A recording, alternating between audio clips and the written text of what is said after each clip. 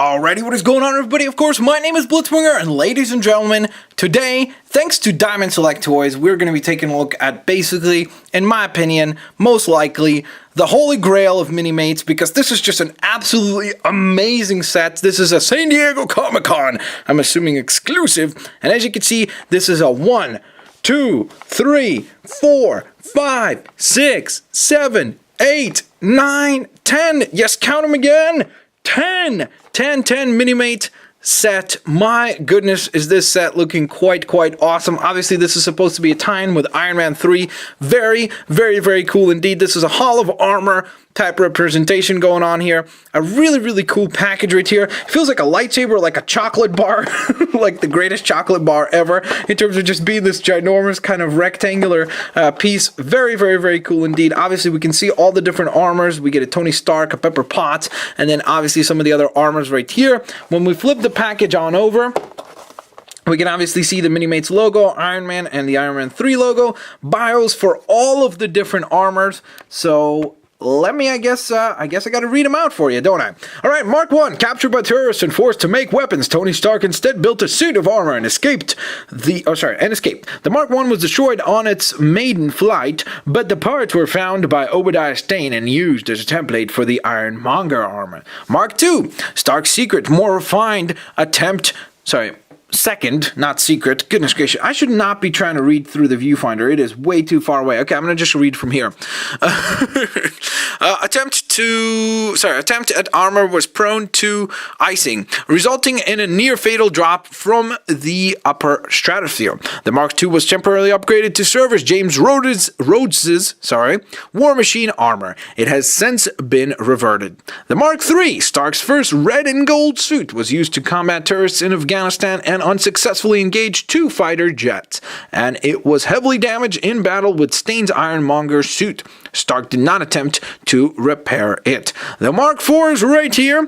Looking, and again, you can see they are different, which is quite awesome. The Mark IV replaced the damaged Mark III and is very similar in its appearance. After it was discovered that the arc reactor in his chest was poisoning him, Tony abandoned the Mark IV, developing a new reactor and a new suit of armor. So then, let's continue with the marks. So we've got Mark number 5 right here, collapsing into a box the size of a briefcase. The Mark V is portable and can be put on without robotic assistance. While durable, it still sustained damage from Ivan Vanko's energy whips in their Monaco, that's how you say that, street fight.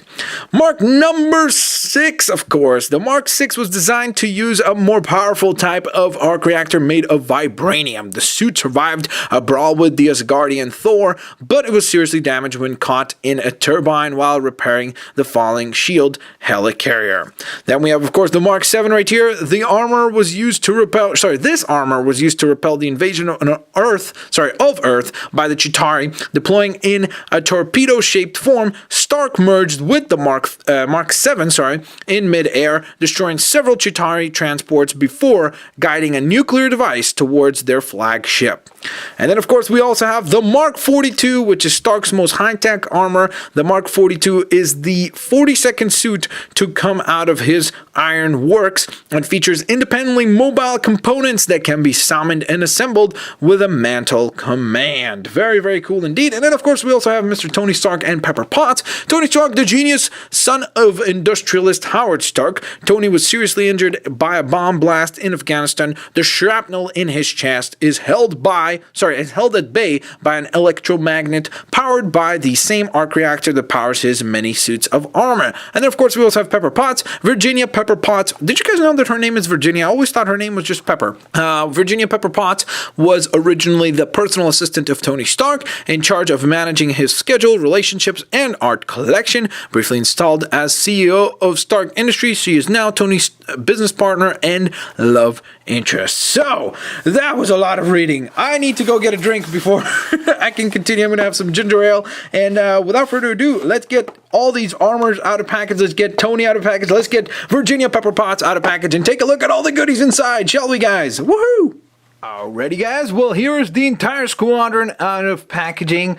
I changed the background because the red was making it really hard to make out the armors and stuff like that. So here are all the armors. Kind of wanted to get a little bit of a nice group shot before I actually dove into each one of them singularly. But this is the entire setup right there of all the Minimates in this set. Very, very cool stuff indeed. So let's begin by taking a look at each and every single one of them. So let's take a look at, of course, the Mark 1, which is, as I've said before, probably one of my favorite armors, definitely. I really, really like this armor. I know a lot of people don't, but I love the bulky design of it and kind of just the aesthetical feel of this armor. I really, really liked it quite a bit. One really surprising thing is how much detail they've managed to put in here. I mean, like, look at that. They've got Stark incorporated on the back. Look at all these little gears and everything that is in here. Like, there's little detail right here on the boot. It's just really mind-boggling how much stuff they're able to fit. Like, we've got the little gas pump here that he uses to fire off the flames and everything. And it's just really mind-blowing as to the amount of detail that they managed to fit in here.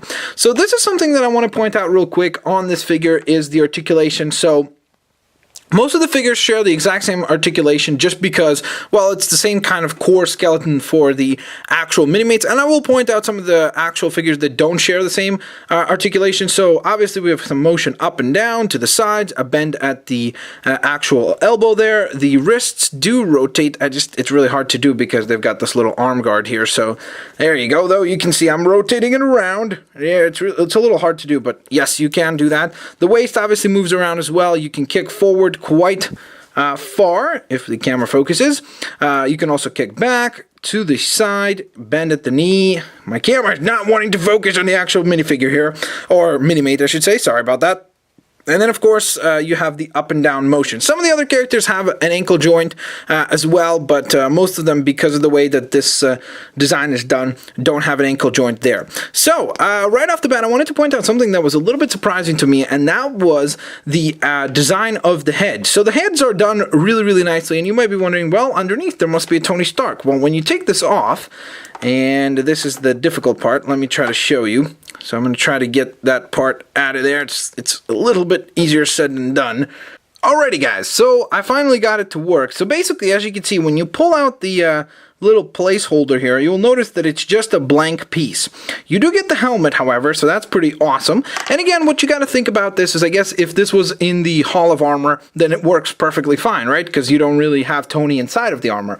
But then you actually think about the fact that, wait a minute, we have a Tony Stark in this set, don't we? So, guess what you can do? Minimates being super duper customizable and honestly clever with this set, you can just take away the hairpiece right there and then pull off Tony's head. There we go. And you can place him on any of the armors, and then you just take the helmet, put that on there, and bam! So now you've got Tony in the armor. How cool is that? That is just awesome. That is perfect engineering and design there. I love that. I love that. At first I was like, oh, that's, I don't know. I kind of wish that there was a Tony head in each one of these so I could kind of, you know, have a different versions of displaying it. But then I thought to myself, oh, wait a minute, we do have a Tony.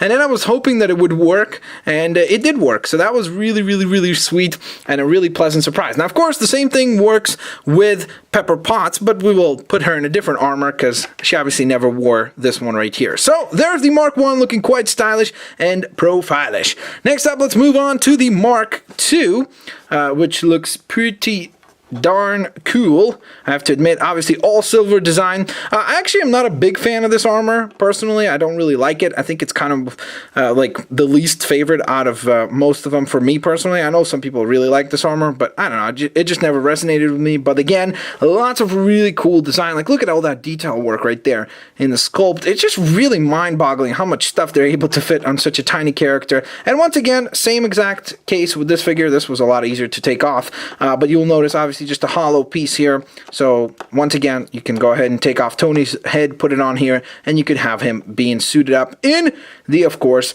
Mark II. So that is pretty cool indeed. So then let's move on to the Mark III. The only gripe I have to say about this little mini-mate is the fact that he does not have an unbattle damaged version, so that's kind of a little bit of a downer, but I'm pretty sure they've released a version of this armor that is less battle damage, so that's pretty cool as well. And once again, yes, alright, I got it to work. You'll notice, obviously, that, again, same exact thing for all of the designs, so I'm not going to show it for all of them, but again, you can go ahead and do the same exact trick as I pointed out before. I'm sorry if I have to cover up with my hand like this. For some reason, my camera has a tendency to, like, zoom on the things that are far out and behind it. So you'll see obviously some things right here in terms of like really nice sculpting again. Really sweet stuff. I'm trying to get my camera to focus. I hope it's staying in focus. All right, sweet. It is. I think it is. So again, lots of cool sculpting work. And by the way, I forgot to point this out.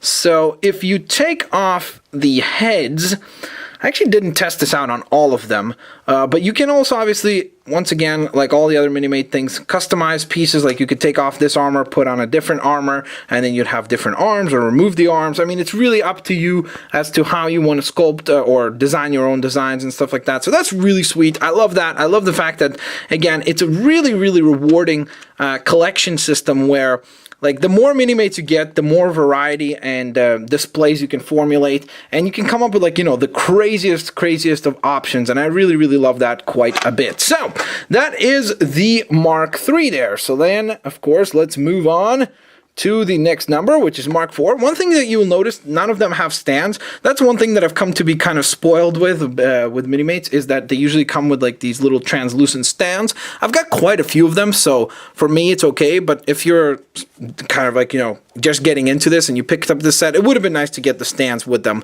so that you could kind of like really display a nice Hall of Armor, but you'll also see that they stand fairly well even without them, so that's really nice.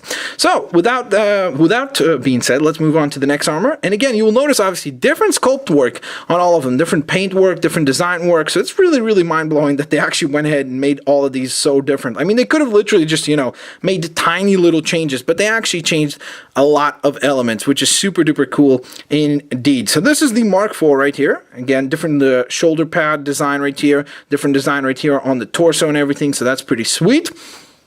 Let's carry on with the marks. So we will continue to mark number 5 right here, which is, of course, one of the more unique looking ones, and you will see a lot of interesting stuff going on here. You'll see, obviously, the wrists are done up very interestingly. I love the chest piece here. Really great print work on the chest, on the torso there as well. Love the legs right here, the little guards on the sides. Again, just mind-boggling how much stuff they managed to fit in this. It's really neat. All right, so then we move on to the Mark VI, which is, I believe, the first and maybe even the last time that Tony put on the triangular type chest piece or centerpiece, whatever you want to call it, on the armor there. Again, pretty cool looking. Very similar to the Mark IV right here. You'll notice a lot of the sculpt work is actually shared, just a little bit of a different paint application, and of course a different arc reactor in the middle, which is pretty cool. So there you go. That is the Mark VI. Then we move on to one of my probably my third favorite armor out of this entire set. My favorite is, well, it's still coming up, but my second favorite is the Mark I, and then this is my third favorite, which is, of course, the Mark VII. Very cool. I love these shoulder pads done up really nicely. I love how it's a nice kind of design. Like, I preferred when it's like this, where it's the top part is an armor, but then the bottom part is just the torso painted on. I don't know, I just really like that a little bit better than when it's like this, when it's like just a giant armor piece. For me, I like this better, so this is why I really like this design. Plus, I like the color choices here. It works really sweet. Got a little bit of silver, a little bit of gold, lots of obviously cherry red. Very cool design. On the helmet seems to be also, I'm not sure if it's just me, but it seems like on this one the gold is a little bit of a darker saturation than the other one, so that was a really nice touch as well. And then, of course, let's move on to the best armor, in my opinion, in the entire set, and that is, of course, whoops, Mark 6, or sorry, Mark 7 fell down, but this is the Mark IV T2, a really cool armor right here. Of course, this is from Iron Man 3, or at least that's where we saw it prominently. Oh, and I forgot to show you, of course. Oh, okay, well, I guess I should have done that on the Mark 7, right? Or was it the Mark 6? I'm pretty sure it's the Mark 7 that Pepper wore. So let's go ahead and do that. We're going to go ahead and remove the head right here, and grab Pepper Potts. Grab her hair piece as well. I'm sure she's not going to be too happy about that. Uh-oh. Okay, wait. Maybe I could get the hair piece off first. There we go. That's a little bit easier. And, of course, you can have Pepper in an armor. So there you go. That's pretty awesome, huh? I really love that. That is just really awesome that there's that customization factor there. It's really cool, and again, adds a lot of fun and play value to this set, and many of your other sets, of course, as a result of that. Because, once again, as I've said before, and I'll say it again, and I'll say it over and over again, with Minimates, the awesome thing is that you could always keep customizing further and further and further, and the more of them you acquire, the more customization you acquire as a result of that, which is super duper sweet indeed. Sorry about probably the lack of focus there again.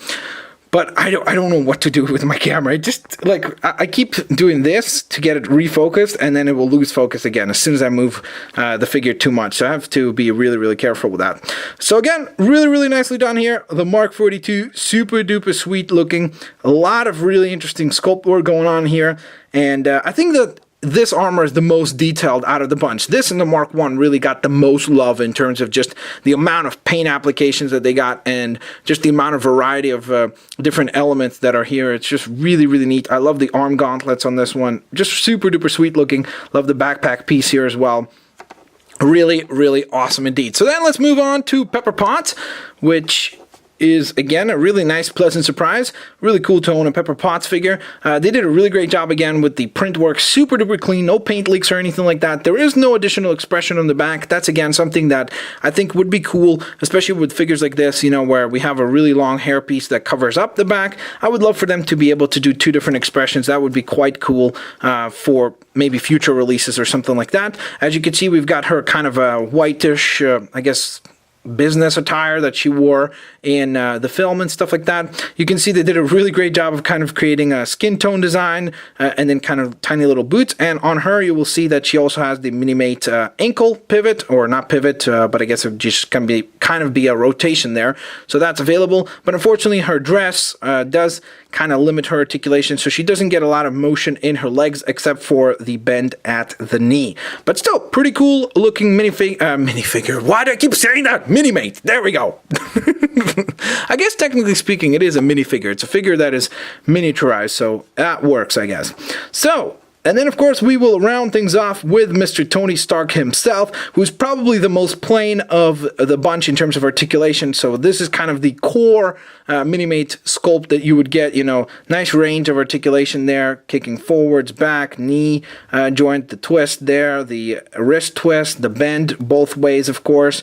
You can get that bent however you'd like, so that's sweet. Nice rotation at the head there. Again, really, really nicely done on the head sculpt there. I think that, again, it's not like, you know, obviously you can be like, oh yeah, I could totally see Robert Downey Jr. there, but again, it resembles Tony Stark. When you look at this, you're not like, oh, who is that? Like, you know, this is definitely more of a comic booky version for me personally. It kind of reminds me a little bit more of a comic book Tony Stark, but I think that works, and I really, really like the overall design there. So once again, just to emphasize, as I mentioned before, with the Minimates, for example, here's the War Machine design that I've reviewed before. You can go ahead and take, for example, Rhodey out of this armor, and then grab Tony and put him in the armor. So it's just really, really cool how much variety you can get done with this kind of stuff. So there you go. And now, of course, oh, whoops, I almost put on another sculpt there. You could have Tony Stark in the War Machine armor, which is something I don't think we've ever seen. So that's pretty cool as well. So let me go ahead and remove that, put Tony back on his design there, or on his body, I should say, and then let's bring up Pepper Potts. And I just love the fact that, you know, I could be, this kind of gives you like an affordable way of having a Hall of Armor. You know, you put in, I believe $50 or so, and you get an incredibly cool set with, you know, two of the main heroes or two of the main characters, and then a whole bunch of armors. And obviously, if you want, you could spend the time out of cardboard cutting out little chambers for these guys and kind of set up like an actual looking Hall of Armor, and I think that it would look pretty gosh darn sweet. And then, of course, over time, you can collect some more Minimates and add to it and make your Hall of Armor that much more impressive. So with all that being said, thank you guys so very much for watching this absolutely awesome review. I apologize for the little stumbles and stuff. There was just so many figures here that I wasn't even sure how to cover this, but I'm super duper impressed with this set. I think that by far this is the coolest Minimate set that I've had my hands on, just due to the sheer amount of characters in here, the design variations and everything like that, and just the really cool play factor of, you know, mix and matching all the different body parts to come up with even your own designs and your own kind of marks. Like, you know, you could be like, oh yeah, this is the Mark 32, and just kind of paint it up or whatever it is, and it really lends itself wonderfully to customization and play value. So with all that being said, thank you guys so very much for watching another review right here on the Blitzwinger YouTube channel. Please don't forget to thumbs up the video if you enjoyed it. Check out the link down in the comment section, or sorry, in the description section below for some extra details on Diamond Select. They're absolutely fantastic, and they release some really cool stuff. And thank you guys so very much for watching. Of course, as always, have a fantastic day. I'll catch you guys next time. Peace out. See you later, alligators. Bye-bye, guys. Thanks for watching.